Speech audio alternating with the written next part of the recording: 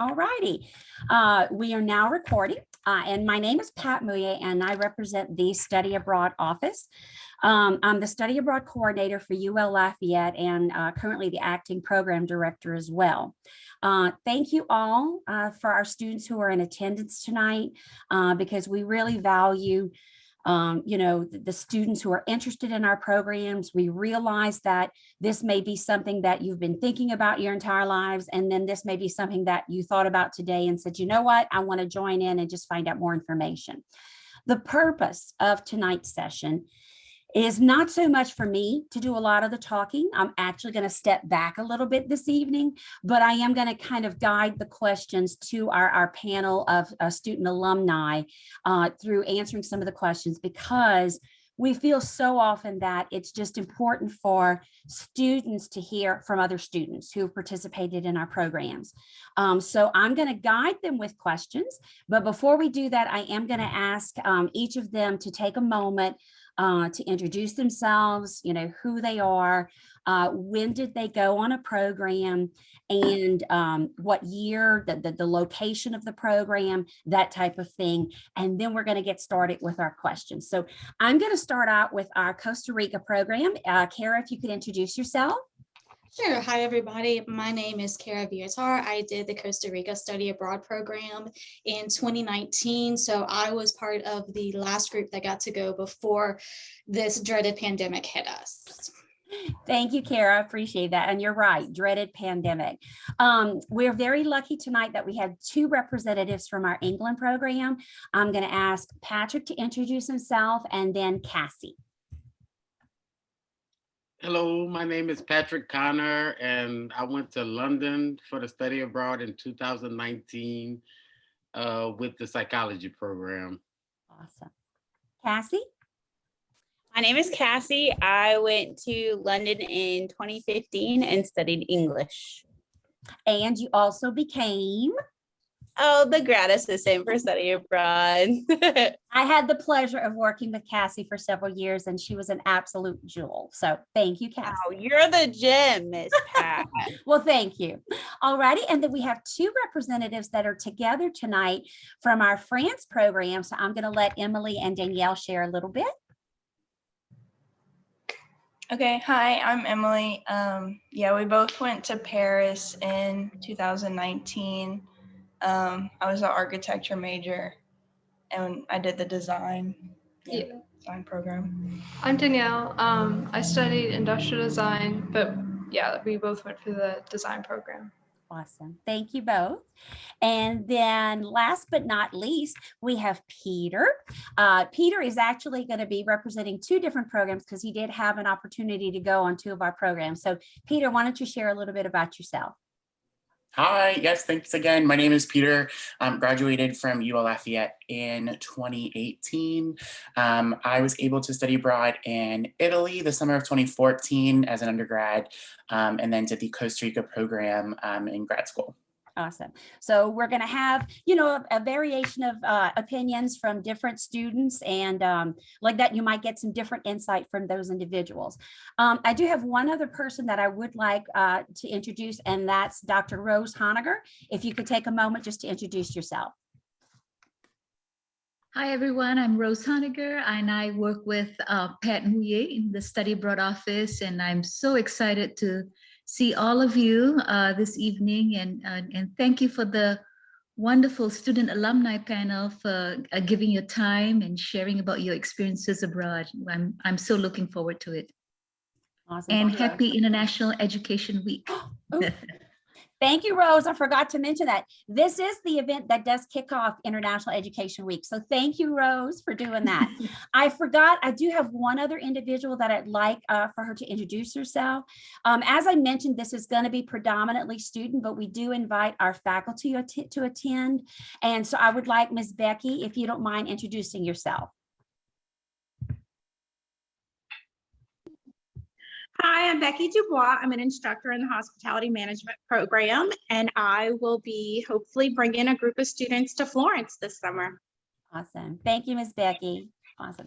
So the way that it's going to work tonight, we're going to have the student alumni share their experiences, but I do encourage you to maybe at the end of the session, if you've got questions that come up, don't hesitate. At the end of the session, I'm going to ask for a Q&A, but also don't hesitate to put questions in the chat, because I'm only going to be asking questions of the student alumni and not the full participant. I should be able to answer your questions through the chat. So I may take some of that, during this as the session progresses.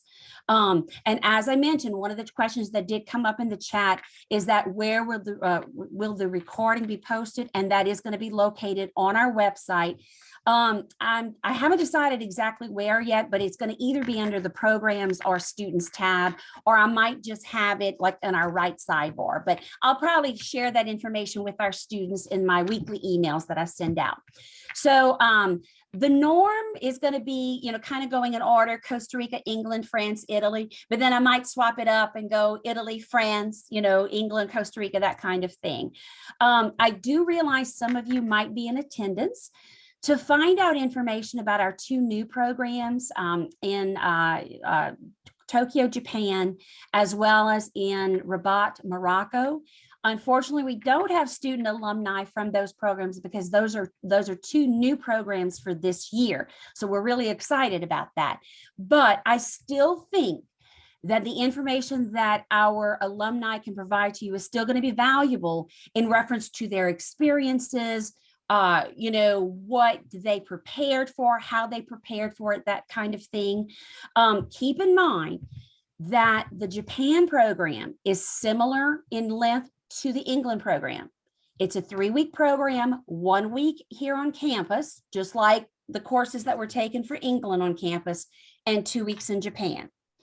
Our Moroccan program, however, is a 4-week program while in Rabat, Morocco. So we haven't had a 4-week, but you can probably kind of pay attention a little bit to our 6-week program students for both France and Italy and get maybe some insight there, So I'm going to get started and just ask our panel a couple of questions from the beginning. Number 1, what made you decide to participate in the program? And what do you think was valuable about your participation and your travel in the program? So we're going to start with Kara. Okay, so I decided to participate. I am a full-time staff member at the university in the MBA program, and we had a student worker who did the Costa Rica program both as an undergrad and a graduate student. So hearing her talk about it, she basically talked me into doing it, which was one of the best things that could have happened. So that was amazing. And just the value of in the program for us, the class for MBA, it's an international business class. For one, that's a required class that we have to take. So given the chance to do that and to do the class while traveling to Costa Rica, I love to travel. So it was kind of a no-brainer for me to do it. And just that was just intensified the value of the class itself, being able to do it on site. Awesome. Thank you, Kara. So Cassie, with England, can you share what made you decide and what do you think was the value of your participation and your travel? Yeah, I was looking into getting a graduate degree in English, and I had been an early childhood education major. So I hadn't taken like a collegiate literature course, and I really wanted to travel. So it was kind of like the best of both experiences, kind of to lead me into an English degree. And to have that kind of experience abroad. I had never been out of the country, so it was really exciting. And I think that in itself, like just being out of the country, kind of experiencing life somewhere else when you're on your own, like not completely on your own, you have that guidance, you have that mentorship, like that there's always somebody there for you, but you also have the experience of like that independence. And there was a lot of opportunity for kind of individualized instruction on the trip I was on as well. So that helped a lot. So I think it gave me a lot of like real life experience that helped me a lot after graduating from my undergrad, which I did that following December. And just like educationally, like I can bring that into the classroom with my students now in a way I don't think I could have otherwise. So yeah. Awesome. Thank you, Cassie. How about you, Patrick? The value and what made you decide to participate? Well, honestly, I always wanted to. When I started college, well, I started college at a later age. When I started, I knew I wanted to do study abroad, and that was actually my last summer before I graduated. So I was like, it's now or never. And so I'm glad I did it. It was a lot of value. I love to travel, and like just being able to travel with like a group on an academic setting was just a whole different experience than just, going on vacations all over the world, It's like there was a lot of value in the structure and guidance. I'm still Cassie's word, guidance. The guidance of being able to make your way through a new city with other people, you know. Well, I'm going to tell you, speaking of guidance, Patrick helped to guide me. I was actually the site director that particular year, so I got to know Patrick very well on the trip, and I followed him. I'm not real good with directions, so that's probably why they don't send me on the programs. So I followed him on the tube. There were times where he actually got to locations quicker than we did because he would run to the next location, and he just loved doing that. That amazed me, but we had a lot of fun with Patrick on the trip. So thank you so much, Patrick. So now I'm going to go to Emily and Danielle from our France program. What made you decide to participate in the program, and what do you think the values you have learned and just the experience as a whole? I think for me, the biggest factor was, I think I was thinking of it academically, and for like design, like it's very relational to people, and like having experience to increase my understanding of like how other people lived was important. And I definitely think that like carried over just to the general like empathy and understanding of other people. I mean, obviously we're only there for 6 weeks, but just like broadening your mindset. Okay. I always knew I wanted to go, I think, when I started college. I'd been to France before in high school, and so I just knew like at any opportunity I could, I wanted to go back. So I was just really excited for the experience. And then academically, I guess, it gave me a lot of good drawing practice. Like we were sketching every day, just in the streets of Paris, like at all these beautiful buildings and monuments and stuff. So just that practice was helpful in my next 2 years of school and will continue, I'm sure. Thank you so much. Okay, so Peter, I'm going to ask that you share that information about both of the programs you went on, Costa Rica as well as Italy, about, what made you decide to participate. And you can even tell them when you decided to participate for Italy. And that's a funny story. And then, what do you think the value was of what you've learned and what you experienced? Sure. This is kind of a hard question to go last for because I'm hearing everyone's stories and they're very similar to mine. I'm putting the pressure on you. All good. Study abroad wasn't really on my radar during my undergrad years. My sophomore year, I was in a major that I wasn't 100% committed to, and I didn't really feel great about it. I was taking a marketing class at that time that was an elective for me, and really kind of felt like business was maybe more an area I wanted to go into. One of the grad assistants, Madeline, had actually done a presentation in my class that day about study abroad, and I said, man, this is definitely something I think I can sink my teeth into and maybe, get a little bit of more worldly experience and see. They had some marketing spots still available. I think it was in March. I think I was a very late applicant. I decided I was going to have my little eat, pray, love moment. And I was at Miss Pat's office that day. And I don't regret it. I ended up finishing out in communications and then going back for my master's in business. I had such a great time doing it the first time that it was a no-brainer that I was going to take Dr. Patricia Lanier's international business class in Costa Rica. I am not a nature person. Me and nature do not get along, but Costa Rica was an absolute dream, and I wouldn't change it. I don't think anyone who went would change it. So. Thank you, Peter. And just so you know, Peter became the graduate assistant in the Moody College of Business around the same time as Cassie.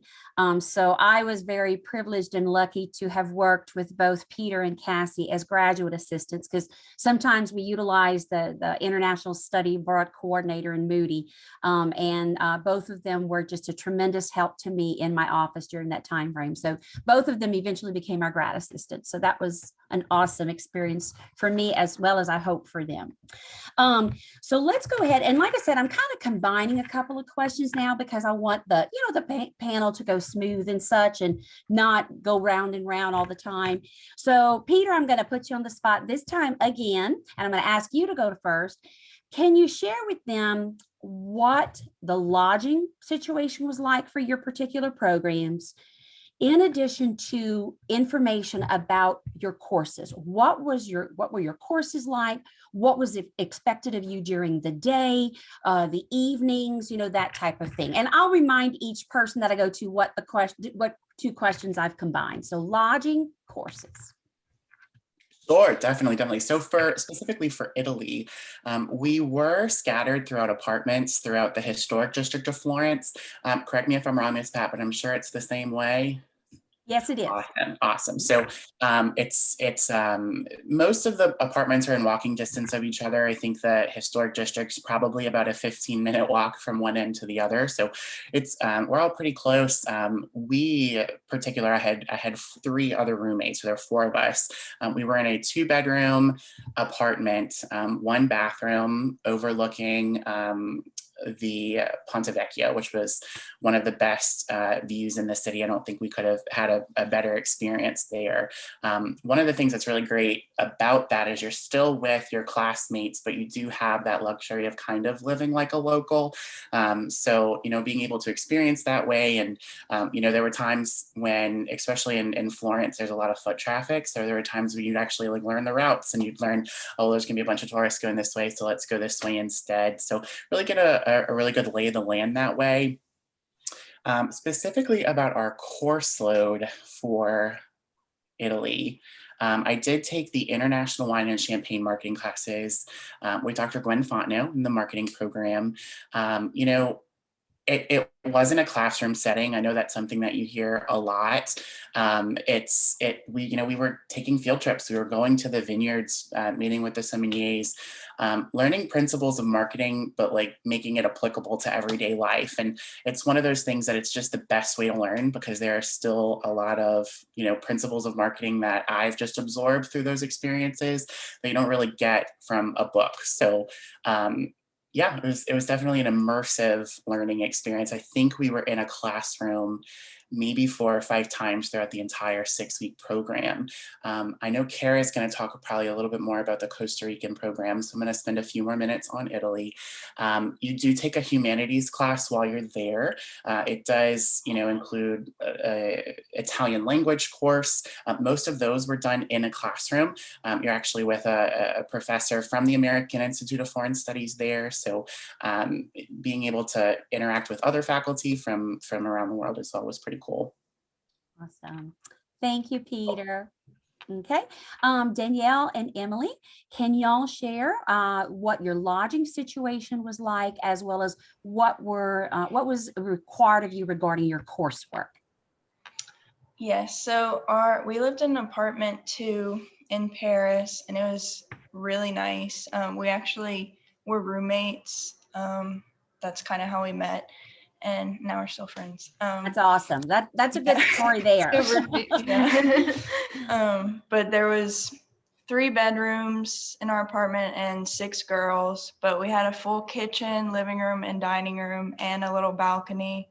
It was a really quiet street, so it was a really nice living situation. Yeah, so also with the living, we were in a residential area, which I think was nice, because it was you kind of you would start to get to know your neighbors a little bit, and they had kids, and you got to see more day-to-day life, which I think was valuable. And then as far as courses, we also took a language class, or I think it was like a culture class. So part of it was Mhm. language, and then part of it was like we would do like readings and learn about culture and like have discussions with that. And then we had 2 design classes, and they were kind of combined. And so part of it was like as we go throughout the day, we would stop and we had like a sketchbook that we were supposed to fill by the end of the trip. So we'd stop and we'd have like drawing time. And I think that was valuable because our teacher really encouraged us to try like new things in different mediums. And it wasn't like in class, there's a specific style we're encouraged to draw in. And with this, we could explore however we wanted, which I think Mhm. kind of gave us a more unique drawing style than if we wouldn't have had that experience.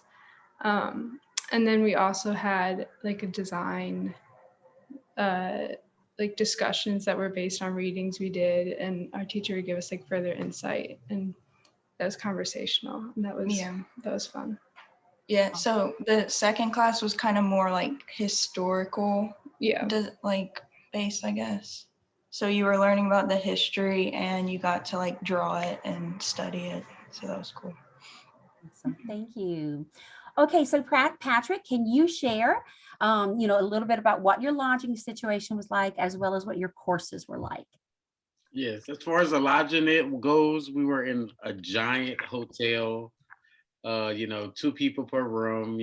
One room hotel with 2 twin beds in, and that's what everybody had. I mean, I probably shouldn't say this, but the only issue was the lack of AC. No, you need to say that. I can say it. Oh, you can say it. We need to make sure our students know what they're getting into. Look, but it wasn't bad. Look, I'm a person who runs hot all the time, and the weather was actually quite permissible to live in a place without AC for 2 weeks. Yeah. So it wasn't that bad. And Patrick, I'm sorry, I'm going to interrupt. I mean, we do want our students to know that with the majority of our programs, you're not going to have air conditioning, because it's different from the US. And no, that's why our programs start in May, because it's cooler, at that time of year. And for the 6-week programs, by the time you leave, it gets a little warm. So thank you, Patrick, for bringing that up. Well, you see, I had no warning that there wasn't going to be an AC Oops, there. sorry. That was a surprise. Look, I was not mentally prepared for that, but it was a surprise, and I made it through it. Well, that's good. But that was 2-person rooms in a hotel. Share a bathroom with just one person. And as far as my coursework, I was with Dr. Brooke Bro in the psychology program, and like our program, our classes were all, I would say, 100% between attendance, discussion, and essay.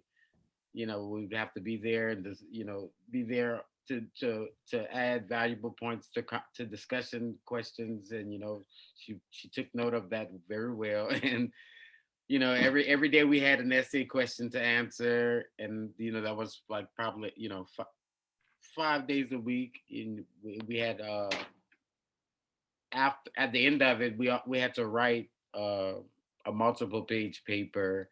So I guess that counts under essay. So it was like lots of writing and discussion, which is actually which I really enjoy, because it gives you more freedom to talk about and express without having to be boxed in. And I really enjoyed it. Awesome. Well, Patrick, if you don't mind my asking, can you, because this was a different program than what we've had in the past. It was one of the first times we had sent a psychology professor on our programs. So y'all had some unique locations y'all visited. Can you share some of that? Well, yeah, yes. Well, our topic was like, with this under psychology, was like grief and dying, and like comparing it to the American way of death and grief. So one of my highlights of my trip, which is probably weird to some people, was that we got to visit the Highgate Cemetery, which is like one of the oldest formal cemeteries like in the world. And that was that was quite an experience, to walk through these like old cemetery, like it's like some Romeo and Juliet type, type cemetery stuff. And it's like to see these mausoleums that are amazing. Look, most of those mausoleums were nicer than my house. Thank you, Patrick. I appreciate that. Cassie, if you could share, what your experience was like in reference to lodging and your courses that you took. Well, I knew we weren't going to have air conditioning, but I will say this. We left the window like wide open because me and my roommate were both like you said, Patrick, like we run hot, like we want the fans on at night kind of thing. And that's not really their jam. And we left the window like wide open one night and like totally froze out because it gets so much colder than you think it does at night, at least in London. So because I mean most days we wore like cardigans and jackets and stuff like that. It is cooler even in June in London. And so yeah, we did freeze out one night. So didn't make that mistake again. You leave the window open but not wide open. So that's my hot tip about lodging. They also don't do wash rags. Just like I don't know what about you talking, Patrick, made me remember that, but that's another thing they don't really do in Europe. So we went to France too while I was there and they didn't have wash rags either. So if wash rags is like one of those like make or break for you, bring them with you because they don't provide that in the hotel. I think like the biggest thing for us about lodging was they didn't really have like a refrigerator in the room. I don't know if it's the same hotel, but they didn't have like a refrigerator or anything like that. So we kept like, non-perishable snacks from like the corner store that was like around the corner. And but I mean the breakfast, we still talk about that breakfast. I still dream about that breakfast. So honestly, like it was a great experience. You need to experience that full English breakfast for sure. As far as the courses, I took the English classes, which that year were travel writing, and there was a class on Tolkien. So for us, like travel writing, the assignment almost every day, we did have some structured things, but almost every day was more like go find your adventure and write about it. And sometimes that adventure was like with the whole course, like if we were going on like a big trip together. Or if sometimes we went with like the art students or something to like go to a museum or something like that. But regardless, like every day we had to like keep a journal and talk about like our adventures that day. And then for the Tolkien class, like our big main thing, because we had done so much of the coursework beforehand, like our biggest course requirement while we were there was an entire day in Oxford where we got to tour Oxford University and some of the different colleges that Tolkien actually taught at, and visiting like the Eagle and Child where he met with the Inklings and stuff like that. So that was really cool, like visiting his grave site and stuff like that, and just kind of spending the whole day in Oxford was like one of those big highlights and the biggest course day for us. But like Patrick was saying, like we had to write an essay when we got back. But I mean, aside from that, it was mostly about like discussion and kind of like being in the moment and like experiencing those things firsthand. And that journal that we had to keep for travel writing is one of my like most prized souvenirs, like going back and reading what we did every day. So even if that's not a course requirement for you, I would highly suggest it because it's so nice, like 7 years later to be able to go back and be like, this is what we did every day, and kind of relive that, because you're never going to want to stop reliving your trip ever. Thank you, Cassie. Kara, if you could share a little bit about your courses as well as your lodging. Yeah, so for Costa Rica, it sounds like we're a little bit different than everybody else because we move around the country. We were in, I think, about 4 different cities there. So that's 4 different hotels that we're in. Out of the 4, I think there was only one that actually didn't have air conditioning for us. But like they were saying, that one's in the mountains. So in the evenings, you have your window open. There's screens on the windows, so nothing can get in the rooms. And it's just nice and cool. So it was very nice. Sometimes, mostly it was 2 people in a room. Sometimes we had up to 4 girls in a room at a time, which my group, we were awesome. We made it work because, 4 girls in a room at a time can be a little bit iffy.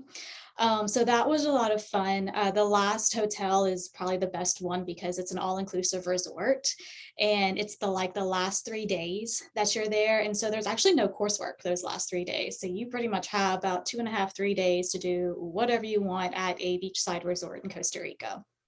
For the actual coursework itself, I did international business with the MBA program with Dr. Patricia Lanier. And so before we left, we did a very brief partner presentation about a topic that we chose on something pertaining to Costa Rica.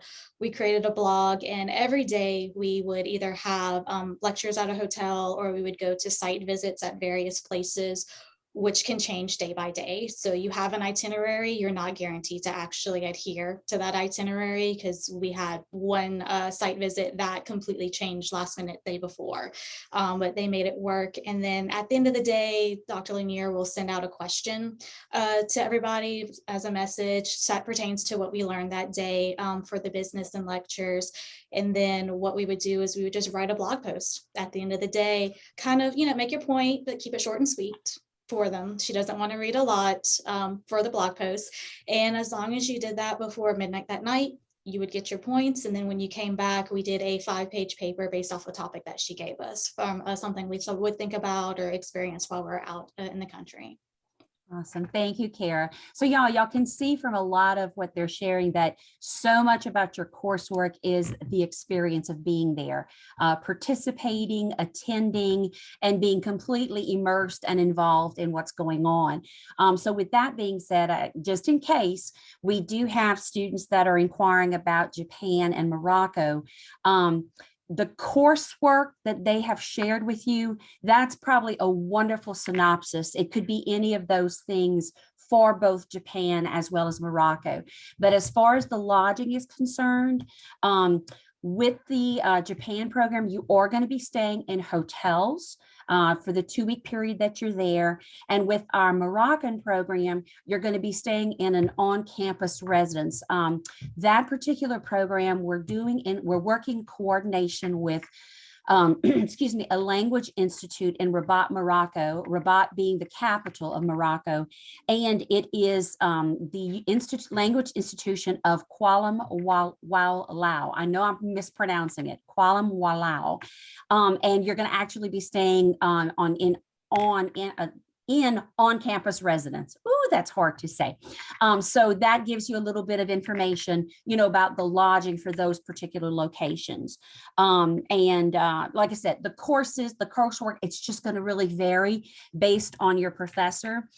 If any of you, whether it be our, students that are attending tonight, our alumni, or even for Morocco and Japan, if any of you are concerned about, what is the coursework going to entail, do not hesitate to communicate with the professor. You can even do it through me. If you want to send an email and say, can you share with me who the professor is?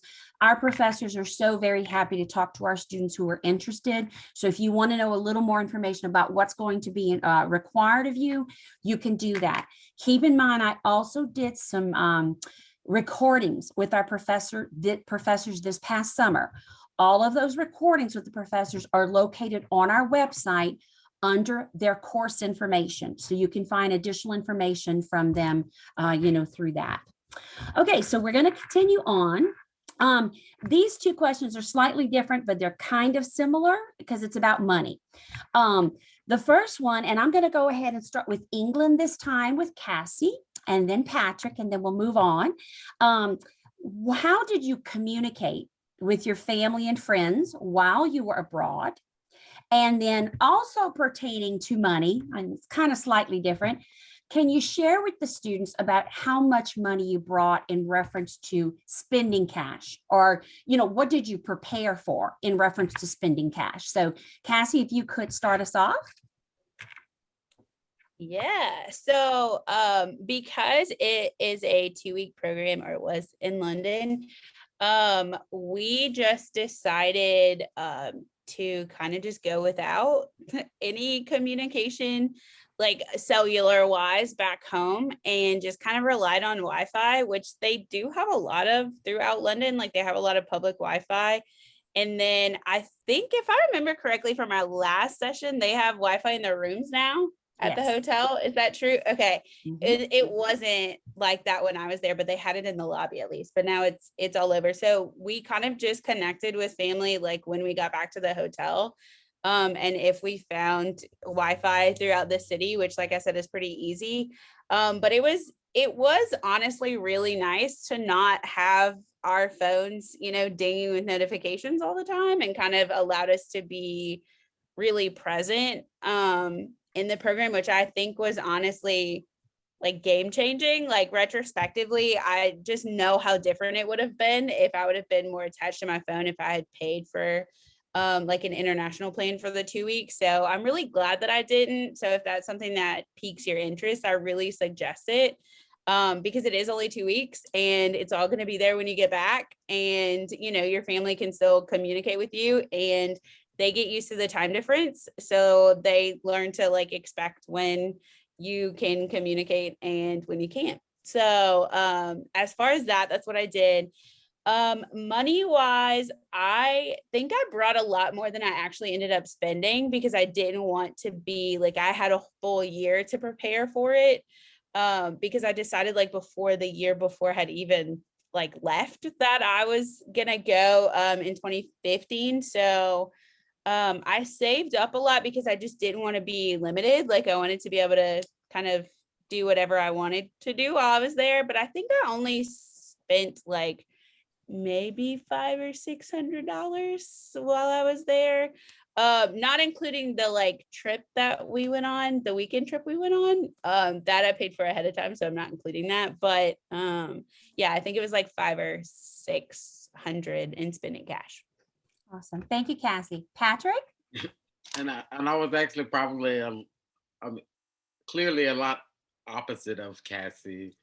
As far as communication, I paid for the international plan and I used my cell phone as normal with or without Wi-Fi. And so I was able to communicate and FaceTime and all of the good stuff with no issues, besides the 8-hour time difference we had in London, which caused some issues, of course, but besides that, my cell phone was at full service and I call, text, and FaceTime as normal. Was it expensive, Patrick?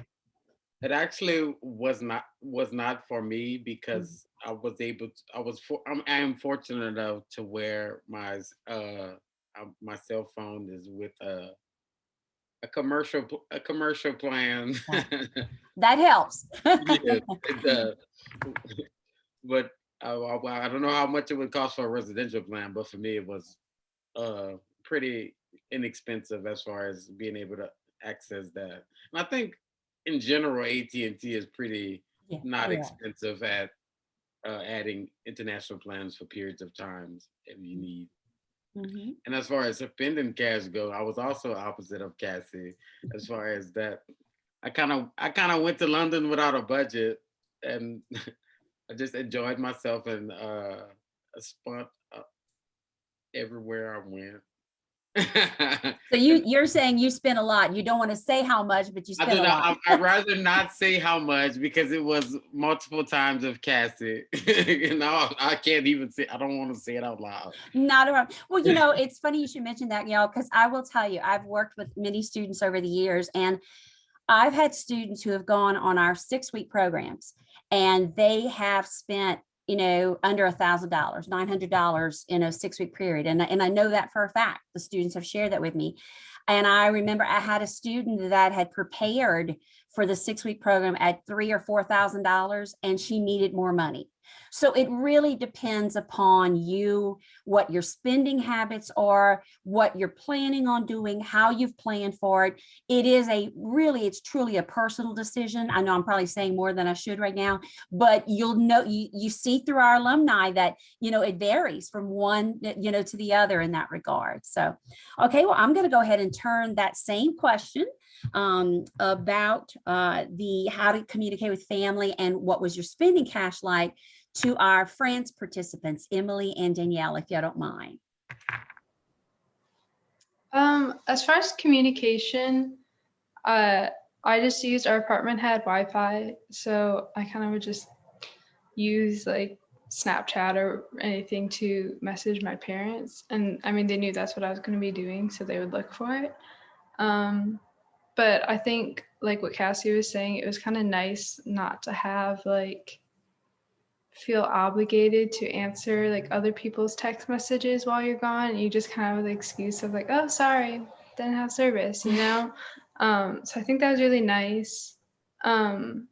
Maybe unrelated to communication, but we were talking about how like since we didn't really have Wi-Fi, sometimes it was hard, like if we were out like on our own and we wanted to find something, we couldn't just like Google what was open or like look for directions. And I mean, that was like maybe fostered more of an independence, but also sometimes it's just like we're very hungry and we don't know where to look for food.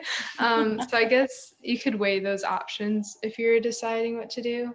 Mhm. And then as far as money, I don't know how much I spent. Hate That's to say okay. it. I think we were trying to reflect, and I think we usually like spend like between $5 and $10 to eat out for lunch, and that was kind of what both of us did. And then we would like make our dinners at home. Obviously, you can make your lunch, but that is kind of what our like daily spending was. There wasn't really anything else we need to spend money on other than like if we wanted to purchase something for ourselves, like extra. Yeah. But yeah. So for me, the communication, I think I bought the international plan. I don't really remember, but yeah, because we would use like WhatsApp to text like our other people in our group.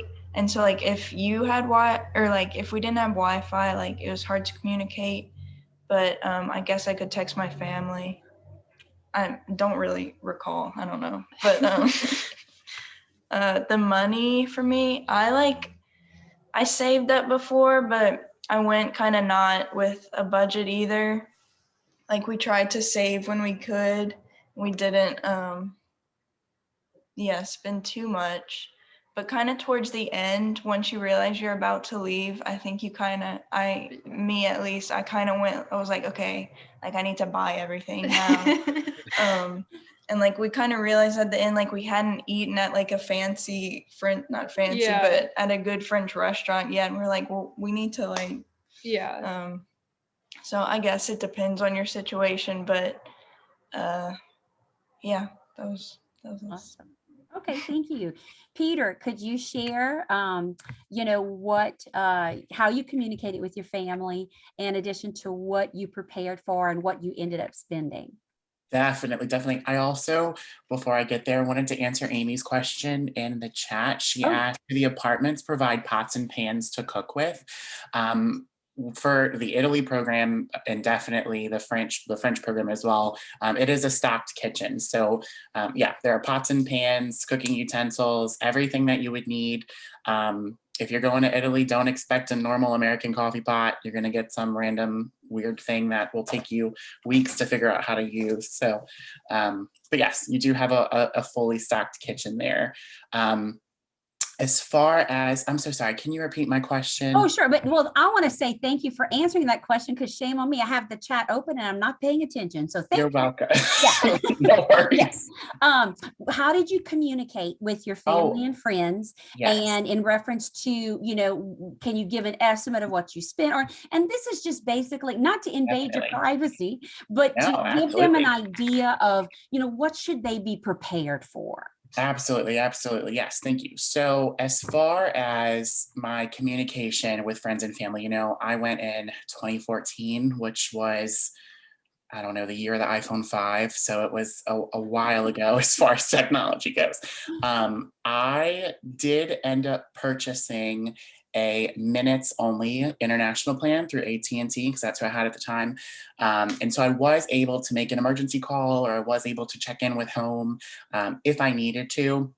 One of the things about Italy, specifically Florence, and I'm sure it's only gotten better, is almost every single restaurant we went to had Wi-Fi. Almost every single every single apartment definitely had Wi-Fi. The school has Wi-Fi. I mean, it's super Wi-Fi accessible.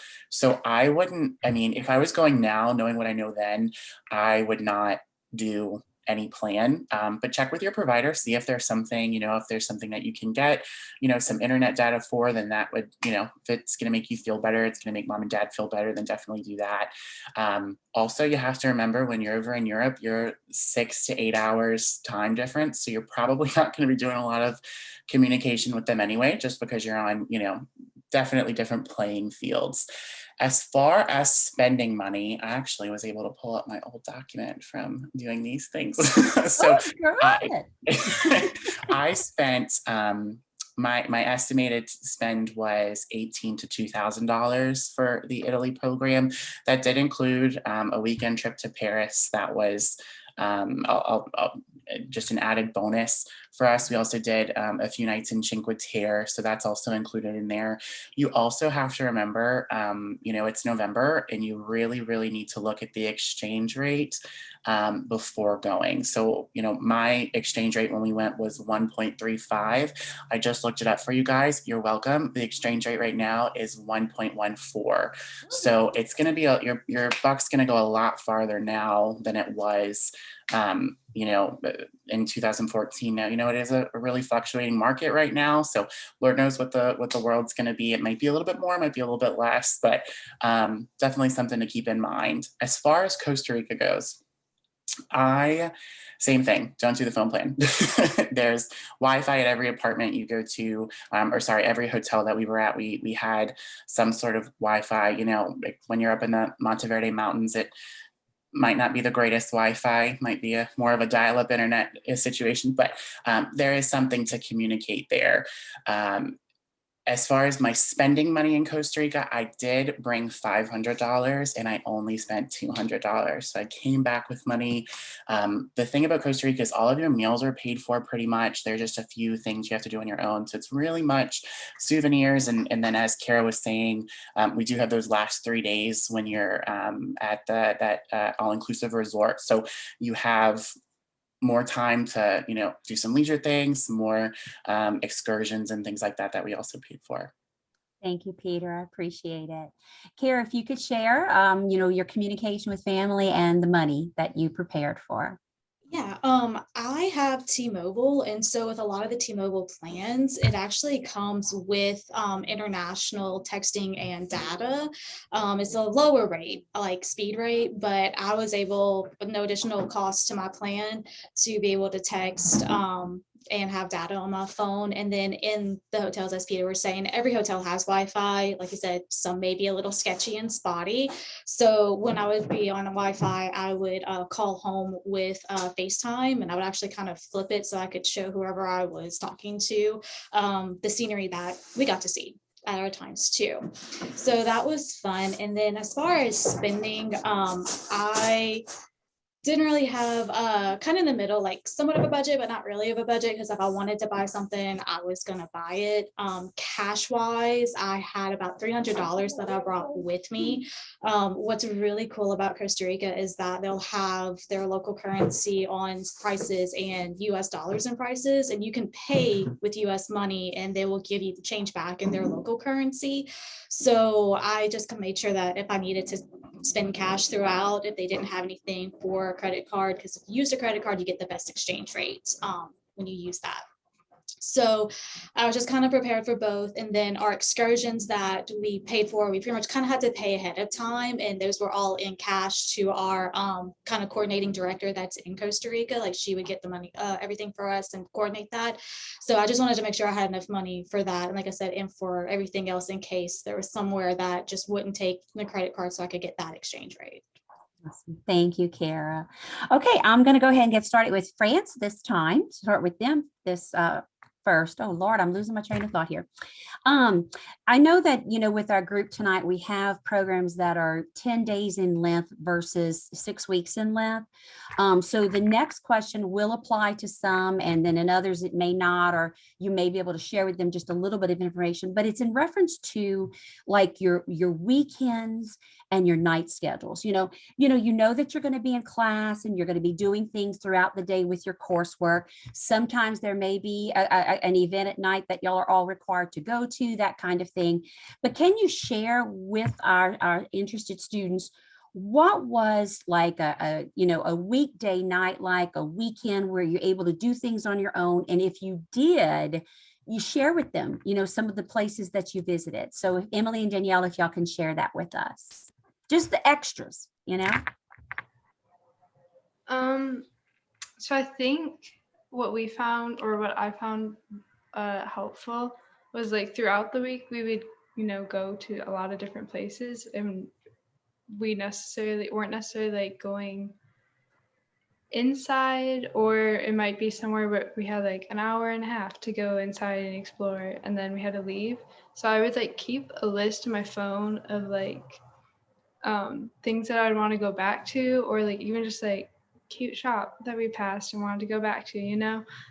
So that on the weekend, like I could look at that and like kind of have a reference of what I'd want to do. That's a And good then as far idea. as I'm sorry, I interrupted, but that's a really good idea. I hadn't heard somebody do that, but that's a good idea. And then as far as like going away for a weekend, so France is a 6 weeks trip, which feels like a lot of time, but I feel like the weekends, maybe it's easy to overestimate how much you can do. And I'm sure not everyone would agree with this, but I think for me personally, like choosing maybe one weekend trip that you want to do is what I would recommend, because you end up spending a lot of that time traveling. And to me, like exploring France to its fullest is more valuable than like trying to hit a bunch of other locations at surface level. So me and Emily we went to Switzerland because I think both of us really wanted to go hike in Switzerland and kind of have like, obviously Paris is a city, and so like having that like more nature-based weekend trip was a lot of fun. So maybe my recommendation would be to like pick one thing you really want to do on a weekend and then spend the rest of the time in Paris, because your time will be more limited than you realize. Mm-hmm. And also, like we didn't plan to go to Switzerland at all. We kind of like booked our flights like the day before almost. So if you want to, like, you don't have to necessarily like know where you're going ahead of time. Like, it's fun to be like really spontaneous, because all of those European countries are so close. Like, they're so much closer than anything we're used to. But yeah, I agree, because we also went to Amsterdam, and it kind of, I don't know, it was nice, but I feel like we would have preferred a weekend in Paris again, because it goes by really, really fast. But about like our weekends or weeknights, so our like classes were pretty laxed with like the schedule. We would usually start at 9, and he would let us out maybe like after lunch or like early afternoon. So we really had a lot of free time. We would usually maybe go sketch in a park. That was really our most fun activity. Maybe go shopping, maybe pick up some food, go to the grocery store. But yeah, I mean, even if you are worried about like not knowing what to do, really just walking around is probably really exciting and interesting, and you'll find something. So it's not like you have to have all these like plans or like exact locations you want to go, but like writing down things is a good idea too. Yeah. There's also a lot of flyers for, like, we ended up going to a ballet and like a orchestra, and so you'll see stuff. Yeah. That's a good idea about, going and seeing the cultural activities in the evening. Those are always fun as well. So I'm going to turn it over to Peter now. If you can share, what your experiences were on the weekends, at night, and just to kind of give them an idea of the types of things you did beyond the classroom setting. Yeah, I really couldn't agree more. We had 6 weeks there. So it equated to roughly, I think it was 5 weekends, just based on how the trip was laid out. Our middle weekend was a mandatory trip to Rome, which I believe is still in the works for the Italy program. We did take another trip to France, where we were able to explore Epernay and Paris, and had a 4-day weekend there. Everything else we pretty much did within our host country. We did spend, I think it was at least 2 solid weekends just exploring Florence and doing that. But we also had some really great experiences, just a 45-minute bus ride outside of the city center and exploring some of the small little villages.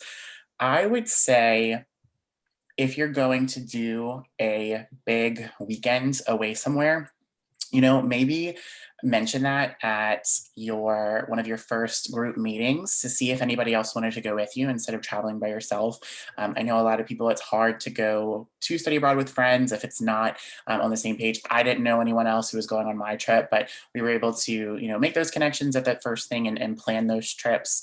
As far as the nightlife goes, cannot agree more with what our representatives from France said. Just catching those little orchestras here and there, or any of the little things. There was a flyer that we saw once for a street fair that we ended up going to, and being able to go to an Italian street fair was really cool. I'm so sorry to do this again, but someone had another question. I just want to answer it really quick. No, and I saw it, Peter, so I'm glad you're going to address it. Thank you. Miss Pat, whenever you're ready to log off and just let me. I would love that, Peter. You go right ahead, hon. Someone asked what the laundry situation was. Are there washers and dryers available specifically for Italy? And I'm not sure if Emily wants to do this for France as well. But for us, we did have a washer. We did not have a dryer. We actually had a clothesline that went outside in a little atrium area, but we also had a drying rack. There were a few apartments that lucked out to have a dryer, but it's not very common in Italy. So you definitely have a washer, wouldn't have a dryer is what I would say. A pro tip would be definitely look up the difference in spelling of laundry detergent and fabric softener, because I think it was about 2 weeks in we realized that we were using fabric softener and not laundry detergent. So little things like that, just gotta remember to Google when you get back to your apartment. Peter, you bring joy to my life. I love listening to you talk. Emily and Danielle, do y'all want to share what was the laundry situation like in France? Because you're going to find laundry, like washers and dryers for your longer programs. The shorter programs, it's going to be like, laundry facilities, or, the hotel itself can do the laundry for you and you would pay for it. But Emily and Danielle, were there washers in your apartment? Yes, we had a washer, and we think it was also a dryer, but we never used it because it was really slow. I got you. So there was like some one of those like folding drying racks, and we would just use that. Awesome. Yeah. Thank you. No, and I will tell y'all, in many places you go to, if they have washers, they very seldom do they have dryers. We're spoiled here in the US. I am, because I like my dryer, although I do hang my clothes too, but I like to get the wrinkles out. But yeah, so you'll find washers, but not necessarily dryers. So Kara, what was your, weekend? I know y'all were a 10-day program, so there was a lot of time where y'all were together, but maybe just kind of incorporate that to your weeknights and the weekend that you were there, that, just to kind of give them an idea. Yeah, so we would be done kind of by early evening. So we would have the evenings to kind of hang out if you wanted to hang out together with your friends that we would make in the program. Like Peter said, like I didn't know anybody before going into this program, but we all pretty much made friends there. So we were a lot of us just hanging out together. And you start off in San Jose, which is the capital city of Costa Rica. So you have a little bit more ability to, like, if you want to kind of go somewhere like for a nice dinner or something, like they have more opportunities. Once you leave San Jose, the other two cities, La Fortuna and Monteverde, not really much opportunities to kind of leave your hotel. Like we kind of would go to one spot, they'd give us a time frame, we can go eat if you want to go eat somewhere, and then you go back to the hotels. When you're in the mountains, it's a lot of, we would play a lot. We very much bonded over card games and Uno. So that was just kind of times together. There was a couple of nights that we did go to like local bars to just kind of hang out and drink a little bit. If you're over 21 or whatever the legal age is in that country. As we did have a group from another school, I believe it was Nichols, and they fully took advantage over I believe the drinking age in Costa Rica is 18, so they fully took advantage of that. And then also interspersed throughout the trip, we would have days that, we would have a morning excursion where you'd go and you had a choice to either go rappelling through waterfalls or go swimming at a waterfall. And then that afternoon, you're sitting at a local business hearing about their company, or you're ziplining through the forest one afternoon, and then you go and you do your evening assignment. So it's a lot of interspersed of play and work pretty much almost every day. And then, like I said previously, the last 3 days, once you get to that all-inclusive resort, you're free to do whatever you want. Any excursions there, if you just want to chill at the beach for the whole time, whatever you want to do, you just do. Thank you, Kara. So Patrick, can you share with us what your schedule might have been like on weeknights, weekends? And, I know y'all had 2 weekends there. Yeah. So share with us what happened with your extra time there. I mean, for the most part, we were like probably released, probably around 5:00 p.m. besides see a few things that probably were after that, like going to see The Lion King. But for the most part, I guess for the group, we were released at about 5 and we're free to do whatever we want. But for me personally, I actually did not do too much, during our free time there, only because I was staying in Europe another 2 weeks after the program ended. So I was just kind of, chilling and getting my essays done and staying in my room. But during the program, I didn't do much, but after I did everything. You saved your money for, excursions outside of the England area, because y'all did do a lot. I mean, there were a lot of we did visits, all the museums, all of that y'all did. So I mean, Cassie, that was actually like enough to, like feel fulfilled in seeing things, Oh yeah. Well, you're exhausted after the day. You're walking, because keep in mind, y'all, with all of these programs, Yes, you're walking. Walking. I broke my cell phone record for how many steps I walked one day while I was in London. Yes. What was your record?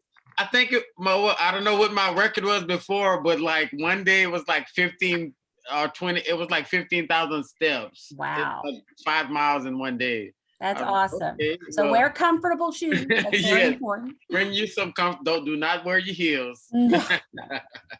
So Cassie, can you share with us, what the extra things that you did, whether it was on the weeknights or weekends, that kind of thing? Well, it was actually, I think slightly different for me because we had the travel writing course where we were kind of supposed to go out and have adventures every day. So obviously, like, we did the things like as a program, like the West End play, and, we had a dinner and stuff like that. There were certain nights that we had stuff we had to do. But we had a lot of opportunities throughout the week. And the first weekend was all part of the course as well. We only had one free weekend. So for all of those days, we actually had a lot of opportunity to explore. And, you have the Oyster card, which basically gets you through on the tube, and as much or as often as you want. And so we utilize that to the fullest while we were there, for sure. and kind of spent our nights trying to find different places to eat and see how many different restaurants we could go to. For our free weekend, we did decide to kind of go. Sorry, my dogs are going crazy. It's okay. Ugh, sorry, y'all. Of course, it would be now. Of course. No, so our free weekend, we chose to go to Paris for the weekend. Retrospectively, I think I would probably agree with what some of y'all had already said about kind of like capitalizing on that time instead of spending so much time traveling, because obviously like Paris is beautiful and like it was an awesome experience, you know, like I'm glad I did it, but I also kind of wish I would have just maybe either stayed in the city or gone somewhere like within England for the weekend. And like I said, capitalize on the time, because it isn't a lot of free time. And that's the only free weekend that you have for the London trip. So I would just kind of weigh your options there, because yes, it's really, really cool, but you also have very little time to actually spend in that city. And so you kind of have to figure out if that's worth it for you or not, and what the value is of that time for you. Thank you, Cassie. I appreciate it. Of course, they're going to stop barking now that you're on mute. Always. Okay, well, what I'm going to do, I'm going to have a final twofold question. And then we definitely want to open up for any questions that our interested students might have, because I see that we are a little over an hour and I don't want to take people's time too much. Keep in mind, for our interested students, you can always schedule a meeting with me after this. And if you want to get in contact with one of our panel members, I'm sure they won't mind sharing their experiences with you in more depth after this session, you know, in the future. So I guess what I would ask of, and I'm going to put some of y'all on the spot because I can't remember if I told y'all this question or not. I think that one of the important questions is, and I did prepare y'all for that one, what would you have liked to have known prior to going on your program that you weren't aware of? What would have been a great big piece of insight that could have helped you with it? And can you share with them in your final words, why do you think they should have this experience? Why should they go? So, you know, what would you have liked to have known? And why should they go? So who am I going to go to first? Kara, I'm going to put you on the spot. I'm so sorry. That's okay. So one thing I would have liked to have known before going is, I mean, I knew there was going to be a lot of walking around and a lot of physical activity. What I would like to have known is just here in Louisiana, we're flat. Everything is flat. When you're in Costa Rica, it's very hilly. You go up a lot of stairs, down a lot of stairs. Like when you're ziplining, you are going up, you climb inside of a tree. Like it's really cool. But I just would like to have known to just kind of incorporate, because I did start walking a lot before going, but if I'd have known that there was more inclines involved, I think I would have been better prepared for it. So that's one thing I would have liked to have known before going. And what was the second part of the question? The second was, and this is one I didn't prepare you for. Why do you feel they should go? What are your feelings about, you know, sharing with them, this is why you need to go? And I actually started trying to do a lot of recruiting afterwards, and then COVID hit, because I knew like 3 people that were going after I went, because they would hear me about it.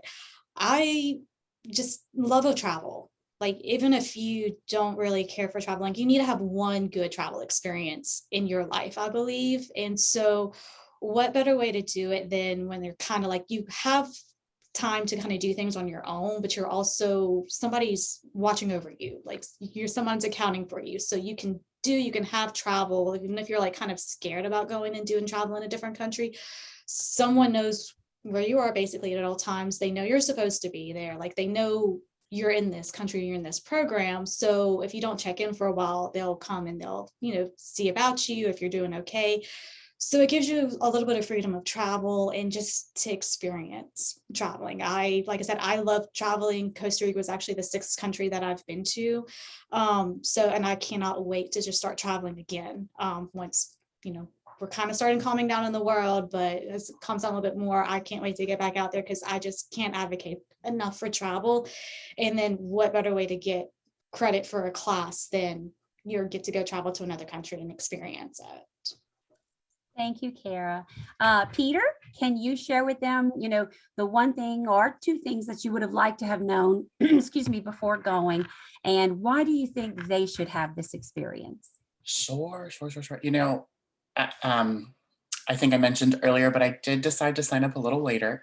So I didn't have the most ideal time to pack, not to mention I'm, a procrastinator. So going and buying clothes and figuring out everything last minute was a little difficult for me. I do remember when we went, the packing list was a little outdated. Cassie and I spent a lot of time on the packing list that's currently there. So use it. It's very good. I probably could use y'all again to update it again. Y'all want to come back and be my grad assistants again? I'm down. I'm so down. I'll apply right now. Anyway, I think they tell you to pack light and bring outfits that you can mix and match and just comfort because you are walking all day. I think for me, and I'm not even trying to be, ridiculous, but I think my clothing choice would definitely change if I was going back. These pictures, everything about this trip is going to follow you for the rest of your life. The experiences, the memories. And I think that the pictures will haunt you because, my gym shorts and my AOPI comfort color t-shirt is not as cute today as it was back then. So, just make sure that, you're presenting yourself well and you're going to enjoy this trip because these photos will come back for you for the rest of time.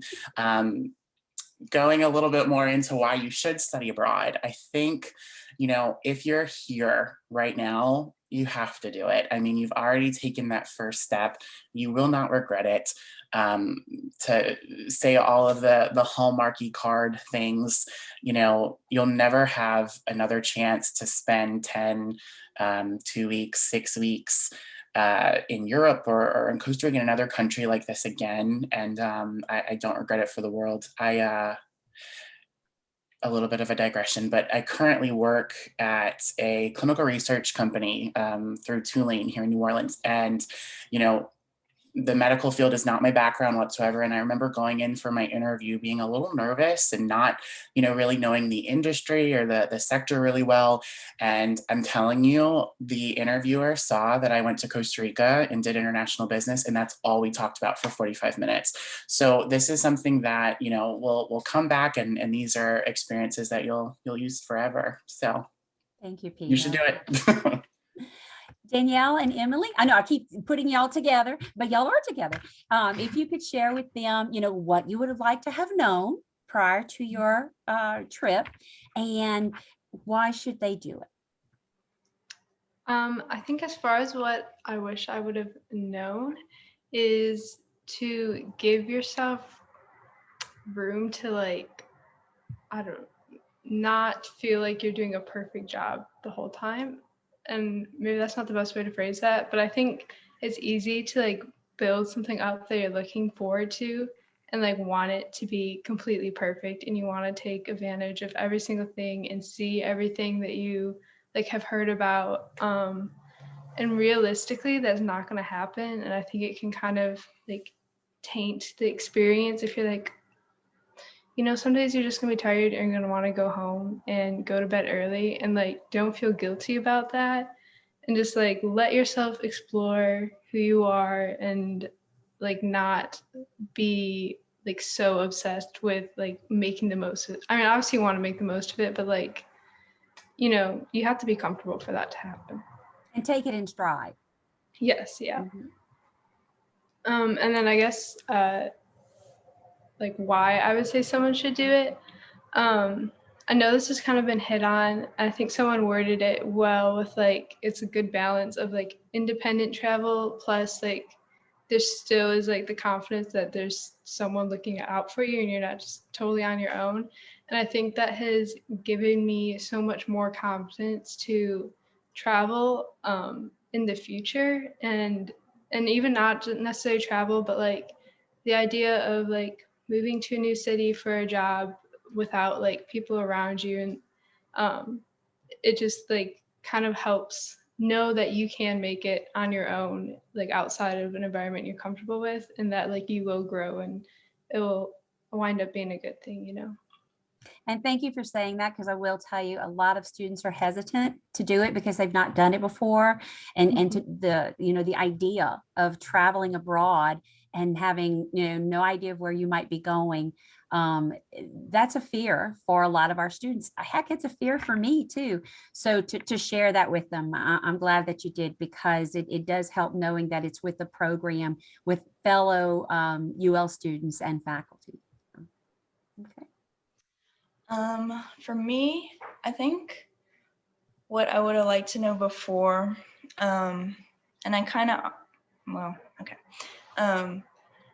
I guess just expect to be uncomfortable a lot, especially if you're like a shy person or introverted like I am, and like new social situations can kind of shake you up. Kind of expect to be uncomfortable and feel awkward and out of place. Like, it's okay if the Parisians like know you're an American, like you don't need to be offended by that. Like, I think got into my too much in my head about like fitting in, and it's like, no, like you're there to learn. You can watch and observe and fit in, but it's okay if you're not like, if nobody, if like people know you're American, I guess.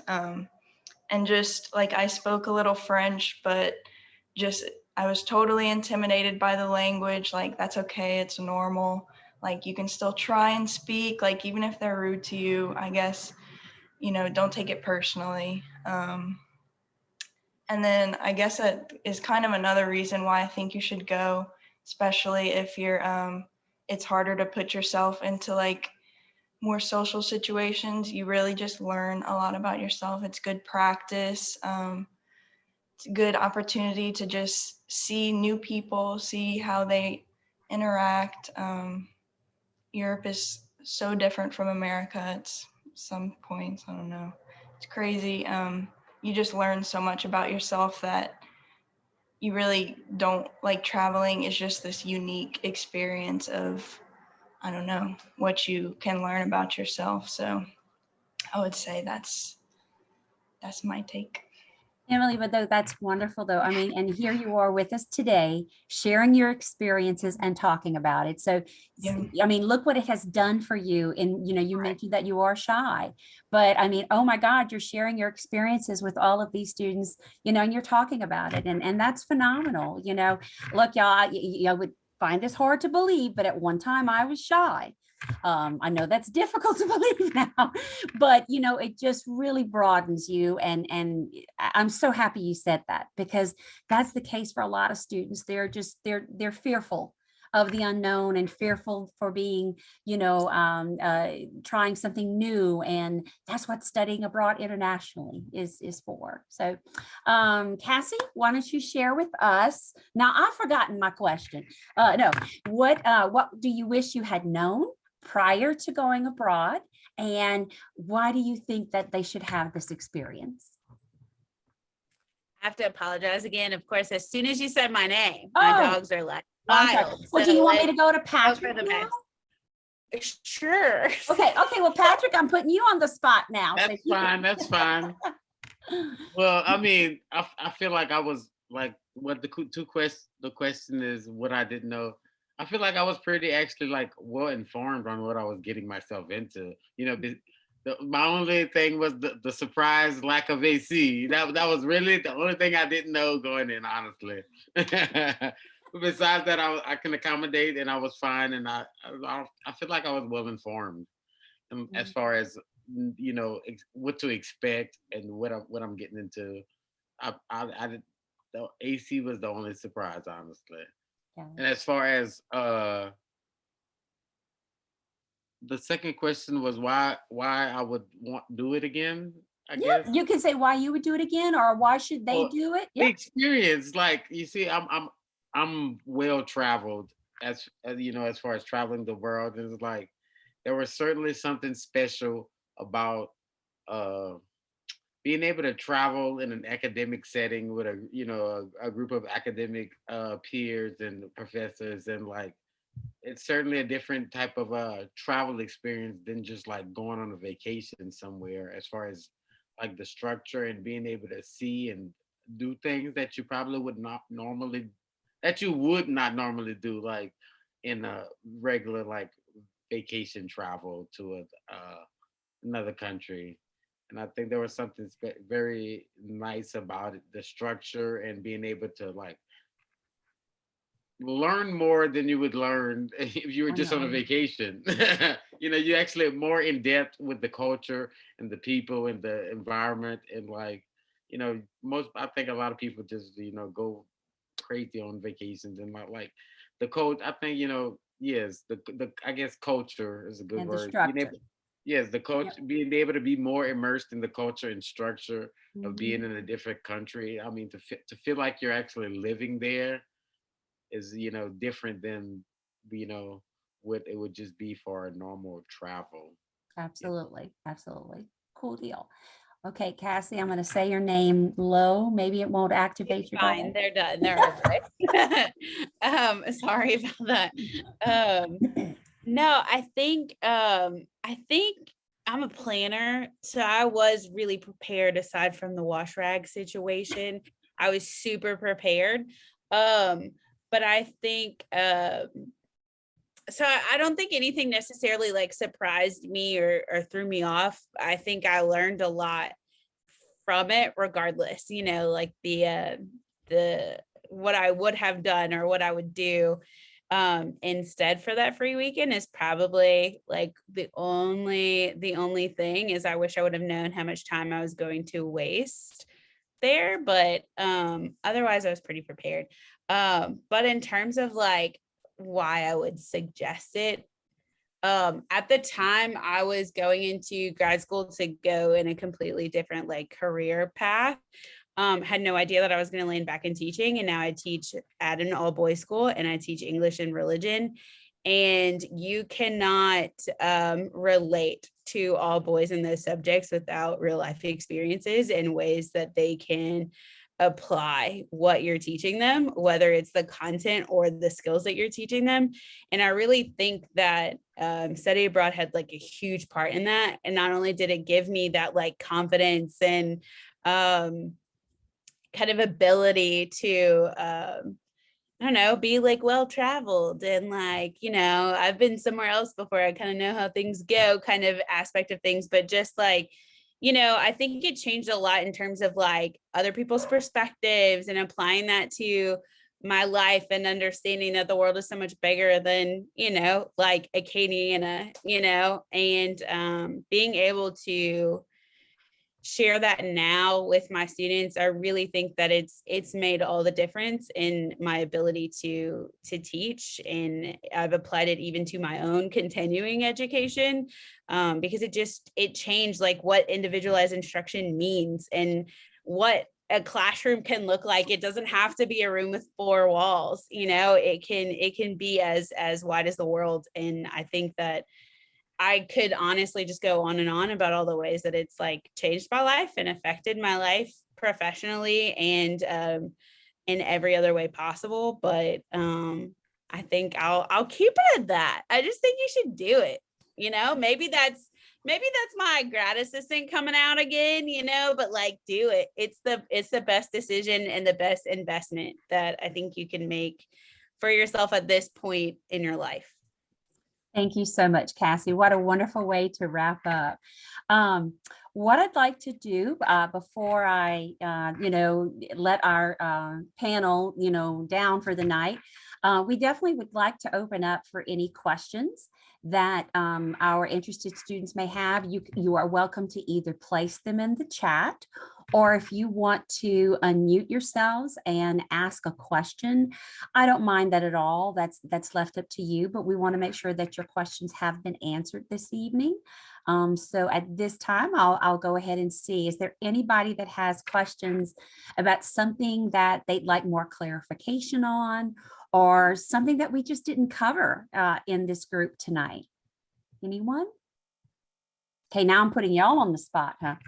Anyway, well, look, I'm going to keep talking, kind of sum it up, but if other questions come up, we'll definitely answer them. To our panel, Thank you, thank you, thank you, thank you from the bottom of my heart. I was worried. I really wanted to do this panel this year, but there's always those concerns because we haven't had programs go in 2 years. So to have you all here today to spend your time with me when some of you have already moved on in your lives, it means a great deal to me, and the fact that you were able to be here tonight. I see some questions coming in. Let's see. Okay, is it possible to contract the Costa Rica classes for honors? You know what? I can look into that. I'm not sure that it's possible, but you know what? We've never looked into it before because most of the time it's been a graduate level course. But this year we do have undergraduate level courses. So let me look into that. And let's see, that's Emily Ledoux. Emily, I'm putting you on the spot. I'm sorry. I will follow up with you once I confirm that. I think it might be possible, but I'm not sure. So I will look into that. Will we be able to meet our classmates beforehand? Absolutely. We plan to have a social. We're changing it up a little bit this year. In January, we're going to have a meeting with all of the programs at different times. It's going to be an online meeting for each one, and we're going to be doing paperwork. So since it's paperwork, we're going to meet like this virtually, where I'm describing the paperwork to you, and you're going to fill out the information online. The second time we meet is going to be in February, and we want to have it as a social where anybody's participating, and we're hoping to do it at the Alumni Center. And then our final meetings are going to be in March and April, where we're going to be covering what is needed and, departure plans, those types of things. So you will get to meet people in your courses before we go. Let's see, going to London, how was the flight? Cassie, Patrick, do y'all want to share that information? Sure. Okay. We left, I remember the flights being really well oriented with where our destination was. So we flew overnight to go there so that when we got there, it was morning time.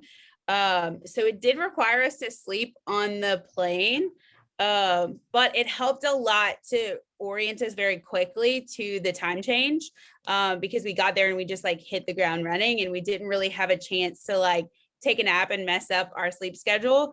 So that was really nice. And then on the way back, we left super early in the morning. So we got back here at night. So it was really just about going to bed, which oriented us really well back into this time zone.